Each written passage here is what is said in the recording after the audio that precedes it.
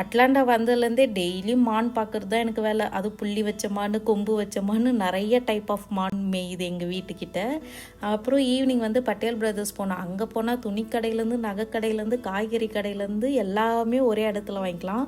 ஒரு ஸ்வீட் கடைக்கு போனால் பானிபூரிக்குன்னு ஒரு ஸ்டால் இருக்குது, பானுக்குன்னு ஒரு ஸ்டால் இருக்குது. அதெல்லாம் பார்த்தா இந்தியாவில் இருக்கிற மாதிரி ஒரு ஃபீல் ஆயிடுச்சு. அப்புறம் வீக்கெண்ட் வந்து அக்வாரியம் போயிருந்தோமா, அங்கே பார்த்திங்கன்னா ஏகப்பட்ட கூட்டம். ஃபீனிக்ஸில் இந்தளவு கூட்டம்லாம் நான் பார்த்ததே கிடையாது. அங்கே ஏதோ ஈவெண்ட் நடந்துட்டு இருந்தது, பார்க்குறதுக்கே சூப்பராக இருந்துச்சு. அந்த ஈவெண்ட்னால கூட்டமா இல்லை எப்பயுமே கூட்டம் இருக்குமான்றது தெரியல.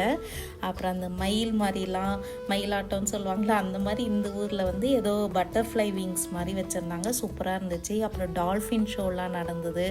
அப்புறம் ஒரு மீனில் வந்து நம்ம பேர் எழுதுனோம்னாக்கா அது டிஸ்பிளே ஆகும், அந்த மீனில் வந்து பேர் எழுதுன மாதிரி.